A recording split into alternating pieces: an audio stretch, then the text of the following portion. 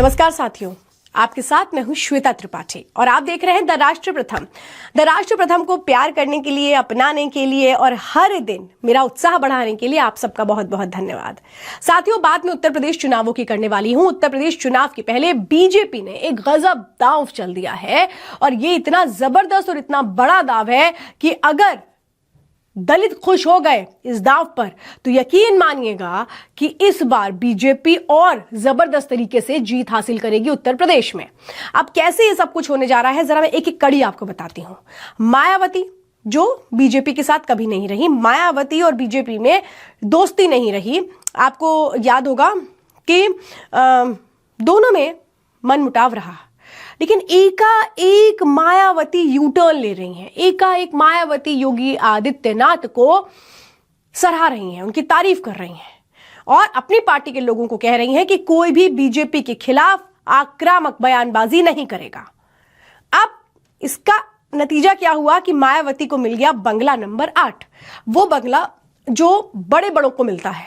आमतौर पे पार्टी के अध्यक्षों को जो बंगले मिलते हैं दिल्ली में, वो या तो 7 नंबर या 6 नंबर मिलते हैं। 7 नंबर मायावती के पास रहा है, 6 नंबर भी रहा है। एक बार तो इनसे बंगला ले भी लिया गया था। अब इनको 8 नंबर बंगला मिल गया है। 8 नंबर बंगला मिलना यह है कि यानी कि आपकी सरकार के साथ जो साठगांठ है वो बड़ी मजबूत हो रही है। चर्चा इस बात की भी है कि सतीश चंद्र मिश्रा और मायावती ने योगी आदित्यनाथ से मुलाकात भी की। अब योगी आदित्यनाथ से जो मुलाकात इन्होंने की है उसमें रहा क्या, ये तो अभी कह पाना इतना संभव नहीं होगा। लेकिन एक बात बिल्कुल क्लियर है कि मायावती को यह समझ में आ चुका है कि बीजेपी से बैर लेकर के बहुत दिन चला नहीं जा सकता है, क्योंकि जनाधार मायावती का कम हो रहा है। मायावती सीटें नहीं निकाल पा रही हैं। एक सीट पर सिमट चुकी है बीएसपी, वो पार्टी जो कभी राज्य में राज किया करती थी। भाई मायावती मुख्यमंत्री थी तो जनाधार तो जबरदस्त होना चाहिए, लेकिन जिस दौर में मायावती आई थी उस दौर में दलितों को यह लग रहा था कि बस मायावती हैं, बहन जी हैं जो हमारा उद्धार करेंगी, हमारा भला करेंगी। लेकिन धीरे धीरे दलितों को भी ये लगा कि नहीं, अब मायावती जो है वो इतनी एक्टिव नहीं रही है, इसीलिए वोट बैंक सीधे शिफ्ट हो गया समाजवादी पार्टी में। जाहिर सी बात है बीजेपी में तो ये शिफ्ट होंगे नहीं, समाजवादी पार्टी में शिफ्ट हो गए। अब जो समाजवादी पार्टी है उसने कैसे इनको अपने पाले में किया, याद होगा 2024 के पहले समाजवादी पार्टी ने पीडीएफ फॉर्मूला अपनाया था, पिछड़ा, दलित और अल्पसंख्यक, यानी मायावती के वोट बैंक में सेंधमारी कर दी थी। हालांकि बुआ और भतीजे की जो लड़ाई है वो सबके सामने भी है। बुआ और भतीजे साथ में भी आकर लड़े हैं, बुआ भतीजे अलग अलग भी लड़े हैं और बुआ और भतीजे अलग अलग मंच से एक दूसरे को सबक भी सिखाते रहे हैं। लेकिन इस बार जो सबक सिखाने की तैयारी है वो अलग एंगल से है। उत्तर प्रदेश में साथियों एक नया प्रयोग होने जा रहा है। अब ये इसकी शुरुआत कैसे होती है, जरा एक और आपको विस्तार से जानकारी देती हूं। आपको याद है अप्रैल का महीना था 2024, जब मायावती के जो भतीजे हैं जिनका नाम है आकाश आनंद, उन्होंने उत्तर प्रदेश में सीतापुर में एक रैली की और वहां पर बीजेपी को आतंकवाद और नफरत फैलाने वाली पार्टी बोल दिया। इसके बाद मायावती आग बबूला होती हैं और अपने भतीजे को न सिर्फ पार्टी से निकाल देती हैं बल्कि इस बात का ऐलान वो सोशल मीडिया पे भी अलग अलग प्लेटफॉर्म पे करती हैं। जो भतीजा उनका जिगर का टुकड़ा था, जिस भतीजे को सारे राज पता थे, उस भतीजे से भी किनारा करने में मायावती ने देर नहीं लगाई। चूंकि सवाल वोट बैंक का है, चूंकि सवाल बीजेपी के साथ निभाने का है और इसी के बाद यहीं से शुरू होता है मायावती और बीजेपी का ये पूरा लगाव। इसके बाद आप समझिए मायावती कैसे कैसे बीजेपी के करीब आ रही हैं। इसके संकेत कहां से मिलते हैं? इसके संकेत मिलते हैं 9 अक्टूबर 2025 की उस रैली से, जिसमें मायावती ने योगी आदित्यनाथ की तारीफ की थी। उन्होंने साफ तौर पर श्रेय दिया था और शुक्रिया अदा किया था। ठीक है, इसका नतीजा क्या हुआ?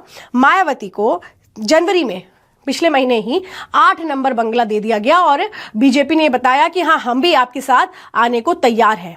मायावती जिनका कोई जनाधार नहीं है, लेकिन चूंकि वोट बैंक है उनका भी दलित वोट बैंक है, जिसको बीजेपी अपने साथ लाने की कोशिश करेगी। क्यों करेगी, जरा ये भी मैं आपको विस्तार से जानकारी दे दूंगी। अब देखिए, चूंकि जैसा मैंने आपको बताया था किसी भी पार्टी के जो प्रेसिडेंट होते हैं उनको 6 या 7 नंबर बंगला मिलता है, लेकिन मायावती को बंगला 8 मिला है। जिसके बाद बहुत तरह के सवाल उठने लगे हैं कि क्या उत्तर प्रदेश चुनावों में मायावती यानी बीएसपी और बीजेपी गठबंधन करके साथ में चुनाव लड़ेंगे? हालांकि इस बात की संभावना मुझे कम लगती है और क्या इसीलिए इनको ये बंगला दे दिया गया है। देखिए यहाँ पे बहुत तरीके के बातें निकलती हैं। चूंकि आपको याद दिलाती हूं, मैं लोकसभा चुनावों में बीएसपी और बीजेपी का जो समीकरण है वो कैसे कैसे रहा है, इसीलिए कहा जा रहा है विधानसभा में क्या ये साथ आएंगे। कैसे रहा समझिए। चूंकि नेताओं को यह आदेश दिया गया कि बीजेपी पर तीखे बयान ना दें।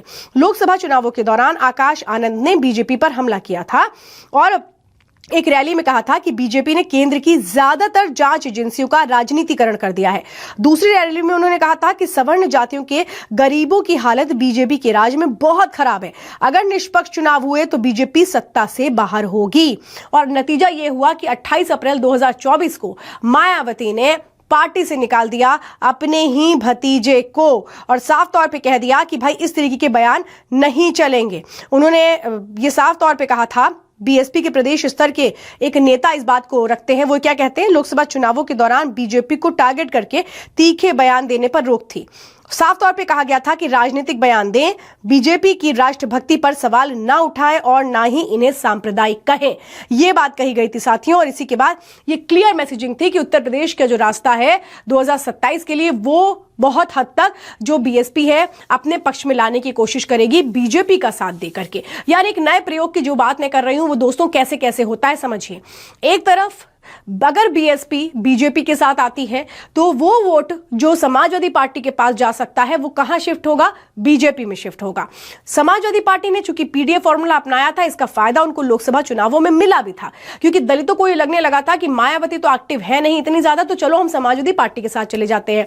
तो अगर मायावती अब इस स्ट्रैटेजी पर चलती है, जिसके लिए कहा जा रहा है कि वो आरएसएस की स्ट्रैटेजी पर काम कर रही है, आरएसएस ने बीएसपी के लिए स्ट्रैटेजी प्लान की है डोर टू डोर कैंपेन की, यानी कि वो तरीका जो बीएसपी की राजनीति का नहीं रहा है, स्ट्रैटेजी का नहीं रहा है, वो अब अपनाया जाएगा। डोर टू डोर कैंपेन होगा ठीक उसी तरीके से जिस तरह से बीजेपी करती है।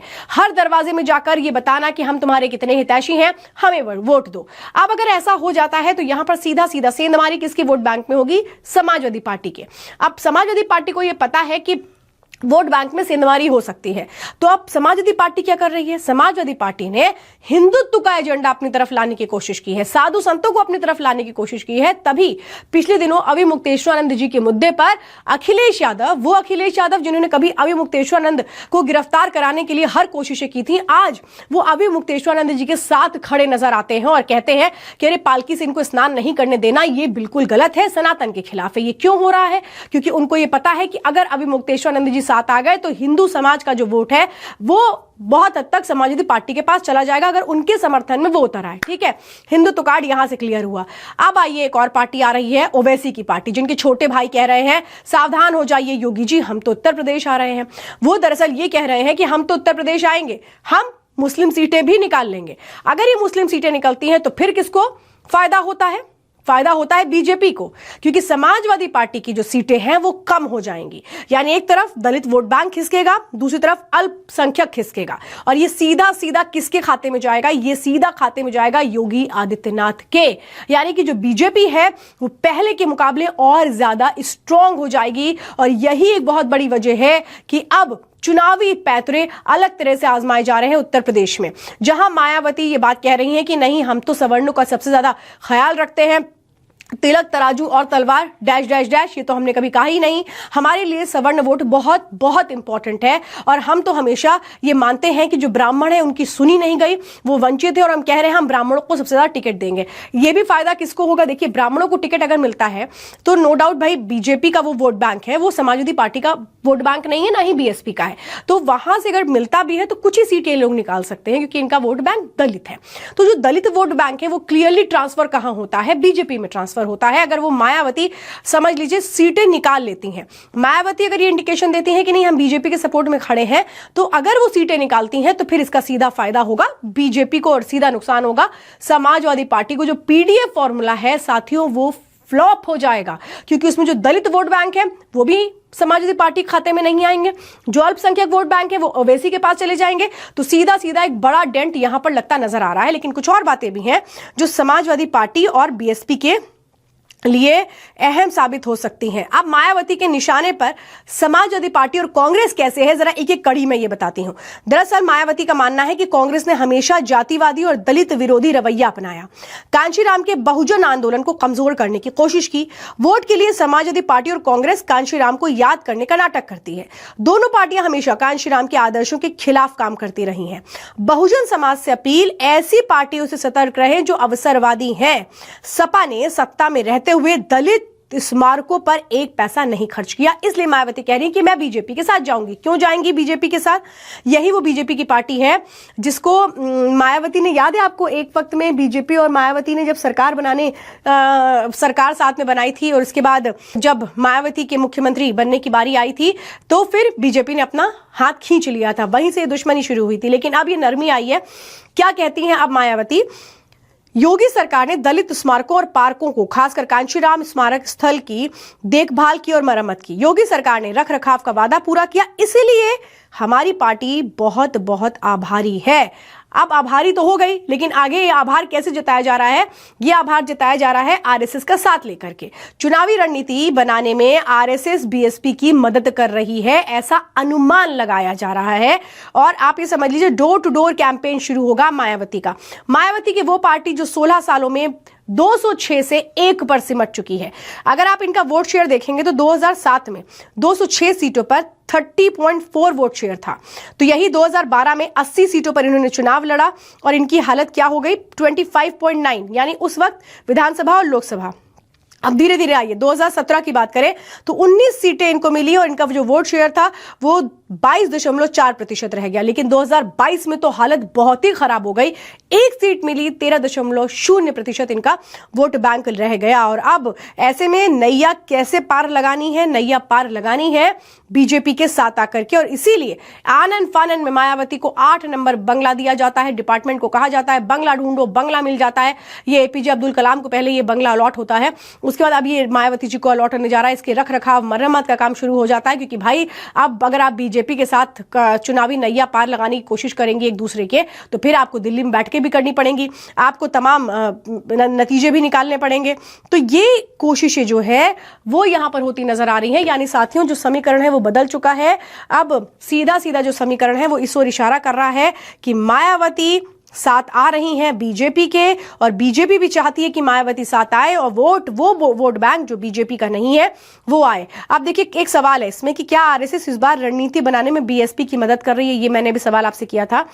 इस पर हालांकि सीधा जवाब नहीं है, लेकिन इस पर यह कहा जा रहा है कि बीएसपी बिना शोर शराबा किए, हल्ला मचाए, इनकी ही स्ट्रैटेजी पर काम कर रही है। मायावती जो अभी तक हर एक मंडल में जाके खुद रुकती नहीं थी, लेकिन वो यूपी के हर मंडल में जाएंगी, वहां पे रुकेंगी भी, और इसके बाद पार्टी के लिए प्रचार करेंगी। और ये सब कुछ कब शुरू होगा? मार्च में शुरू हो जाएगा।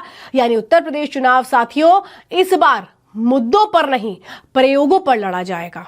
इस बार जो जिसका वोट बैंक है, उस वोट बैंक में वो जीत हासिल करके खुद को नहीं जिताएगा, दूसरी पार्टी को जिताने का काम करेगा। यानी बीएसपी और ओवैसी सीधा सीधा बीजेपी को फायदा पहुंचाएंगे और समाजवादी पार्टी के लिए मुश्किलें खड़ी कर देंगे। दोस्तों, यही होने वाला है। और समाजवादी पार्टी हिंदुत्व का कार्ड अपनी तरफ लाने की कोशिश करेगी, लेकिन क्या प्रकाश का वोट इनको मिल पाएगा? कई सवाल हैं जो उत्तर प्रदेश चुनावों के पहले उठ खड़े हुए हैं। आपका क्या मानना है? क्या योगी का रथ रोक पाएगी समाजवादी पार्टी या अन्य दल जो इनके साथ आते हैं? या बीएसपी को भी समझ में आ गया है कि नहीं, हम पानी में रहकर मगरमच्छ से बैर नहीं कर सकते हैं, और इसलिए बहन जी ने कहा हम साथ साथ हैं। आपको भी ऐसा लगता है? दीजिए अपनी राय, कमेंट कीजिए, लाइक कीजिए, सब्सक्राइब करना मत भूलिए। नमस्कार साथियों।